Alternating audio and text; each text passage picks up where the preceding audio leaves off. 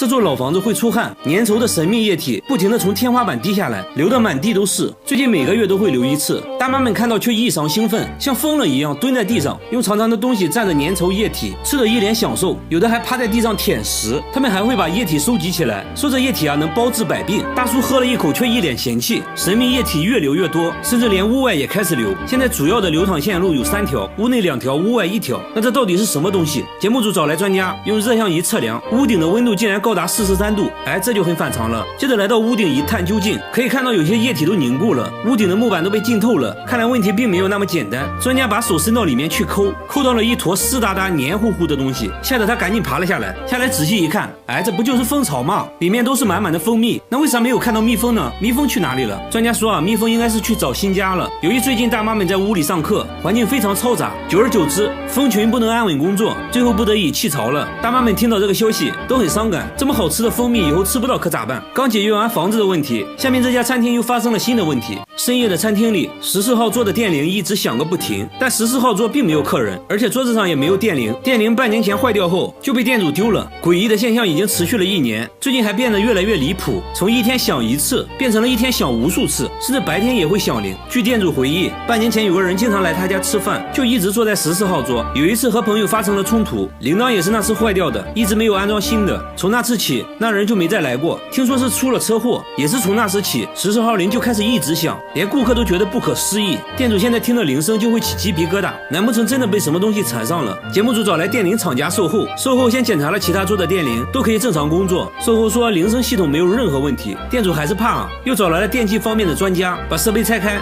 发现电路完整，没有断线的情况。专家研究了半天也没有看出什么问题，但专家说出了一种假设，如果附近有使用同款电铃的商家，恰巧频率一样的话，别人家按响14号铃可能会导致他家电铃也会跟着响。为了证实这个猜测，节目组走访了附近所有商家，终于找到了一个使用相同设备的商家，但这家并没有人按14号桌的电铃，他家还是响起了14号的铃声。没办法了，节目组又咨询了无线电方面的专家说附近有几个大型的广播站，有可能是广播站干扰到了信号，但这也仅仅只是猜测。如果广播站有影响的话，这条街的店铺都应该出现这种现象才对啊，为什么偏偏只有他家受到了影响？诡异的铃声还在继续，直到最后专家也没能解开谜团。这边还没解决，下面这家餐厅又发生了怪事。来这家餐厅吃饭要先吃一颗速效救心丸，不然很可能会被吓死，因为餐厅经常毫无征兆地发出爆炸声。刚刚还安静的餐厅突然就传来了爆炸声，吓得大妈赶紧又吃了一颗救心丸。店主说每天都会爆炸好几次，已经持续了4个月，一直找不到原因。节目组架起摄像机想要一探究竟。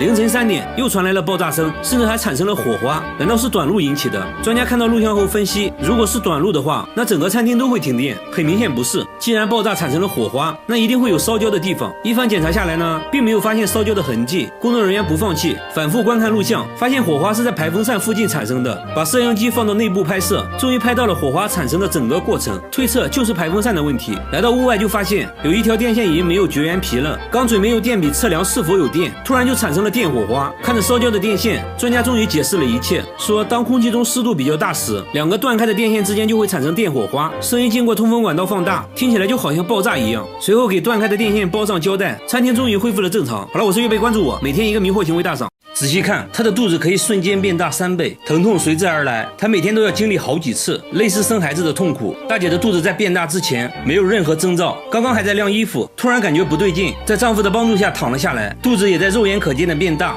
而且变得硬邦邦的。丈夫能做的只有帮她按摩一下，除此之外无能为力，只能眼看着大姐疼痛不止。经过几分钟的阵痛，肚子又慢慢恢复到了正常大小。可大姐还没缓过气来，肚子又在短短几秒钟之内变大，她又要经历一次分娩的痛苦。丈夫说这样的过程每天都要经历6次以上。大姐平时的腰围是77厘米，肚子变大后腰围就成了91厘米，整整大了11厘米。然而令大姐更绝望的是，医院根本查不出肚子变大的原因，他们甚至去了妇产科，可是医生却说她很健康，但是肚子变大已经严重影响到了生活。大姐刚在市场买完菜，回家的途中肚子变大说来就来，完全不分场合。节目组脱下外套帮大姐躺下，大姐的叫声引来路人围观，路人看到这一幕也是懵的一逼。丈夫很快赶到，不停地帮大姐按摩肚子，经过长时间的折磨，肚子终于恢复了平静。大姐精疲力尽地吐出一句话：回到家，丈夫很是心痛，看着痛苦的妻子，自己却什么都做不了。节目组抱着一丝希望，带着大姐再次来到医院。一番检查下来，医生对此也感到很震惊。大姐的肚子变大时，大肠也随之扩大了10倍。生理上没问题，那80%就是心理问题。节目组又找到心理医生沟通下来，才知道原来大姐的前夫有家暴，这给大姐带来严重的身心伤害。她把一切痛苦都藏在心里，长期的压抑无处释放。和现在丈夫在一起后，生活恢复了平静，大姐心理上的压力在慢慢释放，才会以肚子变大的形式体现出来。丈夫听后很自责，认为自己没有和妻子好好交流过，不知道妻子承受了这么多委屈。他决定以后给大姐更多的陪伴，让大姐释放压力。最后还对大姐来了个深情告白。和大姐一样，下面这个女人的肚子也很神奇，她怀孕3天就要生了，但是她却什么都不知道。3天前，她因为胃痛来医院检查，没成想却检测出了婴儿的心跳声。医生说你这不是胃病，你要去妇产科啊，你这是怀孕要生了。大姐听到这个消息震惊了，这什么情况？护士也震惊了。比大姐还震惊的是她丈夫，由于工作原因，大姐和丈夫已经分居7个月了。现在你说你怀孕要生了，所以当然是原谅她了。医生说其实大姐也是怀胎10个月了，只是她不知道而已。那大姐为什么连自己怀孕都不知道？邻居也说根本看不出她怀孕，都以为她又胖了而已。为此，大姐还跑去做了减肥按摩，就是专门按肚子的那种。该说不说，你例假总该停了吧？大姐却说自己例假一直不规律，一直没来例假，也没在意，这得有多不在意啊？由于一直以为是胃病，她还买了很多治胃病的药。现在大姐非常自责，只希望孩子能平平安安的出生。不过还好，最终大姐顺利生产。不得不说，孩子有个这样的妈，还能活下来，真的是个奇迹。这应该就是传说中那个万中无一的练武奇才吧？看着平平安安的母子，下面这位大姐张着嘴表示羡慕。她一天24小时都要张着嘴巴，一旦闭上嘴就会不停的打嗝，即使憋气憋到窒息都没有用，根本停不下来。丈夫说她这样已经3个月了，正常人每天都会打嗝20次，但是大姐1分钟就要打20次，连续的打嗝让她呕吐不止，严重时还会吐胆汁，就连吃饭都没办法正常吞咽，刚吃2口就要去厕所吐掉，晚上也没办法安心睡觉。奇怪的是，她之前是一名排球运动员，身体非常健康，大姐也去过很多医院，但是都没有查出任何毛病，医生都以为大姐在开玩笑。没办法，大姐只能尝试每天吃消化药，但是没有任何改善。节目组抱着一丝希望，带大姐再次来到医院，进行了更彻底的检查。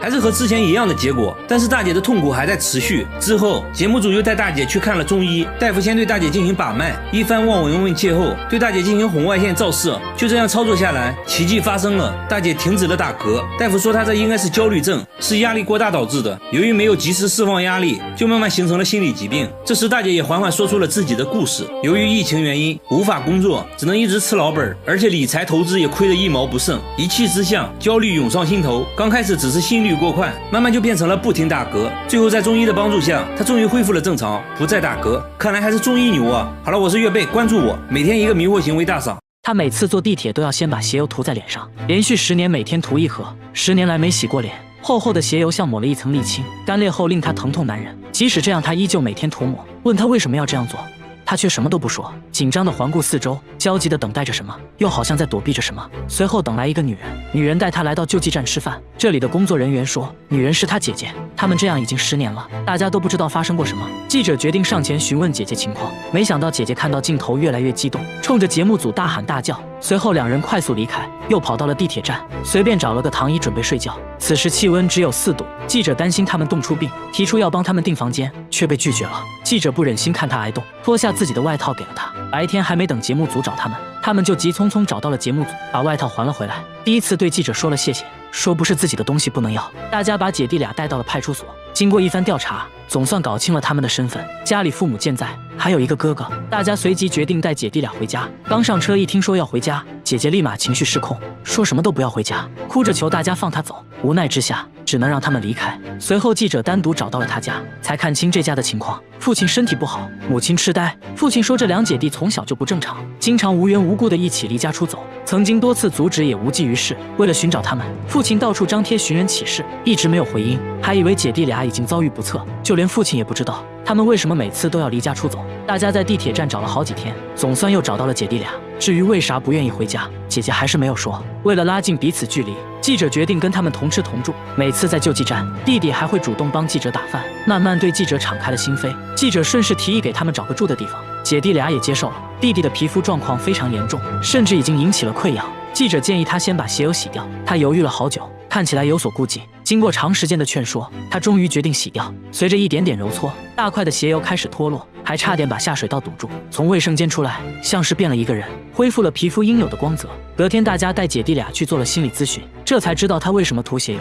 之前有人在地铁看到智力缺陷的他，就开始无缘无故的殴打。有人建议他往脸上涂鞋油，这样就可以唬住别人。他也不知道管不管用，为了保护自己不再被打，就把鞋油涂到了脸上。接着姐姐也说出了不愿回家的真正原因，都是因为家里的那个大哥。大哥脾气暴躁，经常对他拳打脚踢，因为害怕所以才跑。姐弟俩彼此依赖，弟弟担心姐姐独自一人在外不安全，所以会跟着姐姐一起离家出走。经过长时间的沟通，姐弟俩终于放下心理包袱，同意回家。一见面，父亲就把姐弟俩搂入怀中，心疼地抚摸着。大哥也意识到了自己的错误，表示以后不会再打他们了。姐弟俩也向记者保证不会再离家出走。但就在这期节目播出2年后，有观众反馈说，他们好像又离家出走了，在地铁站又见到了脸黑黑的人，不知道是真是假。节目组决定回访，现在2023年，姐弟俩到底过得怎么样了？根据之前的地址来到他家，发现姐弟俩都胖了很多，脸上也干干净净的，精神面貌已远超过去，希望他们的生活永远充满希望。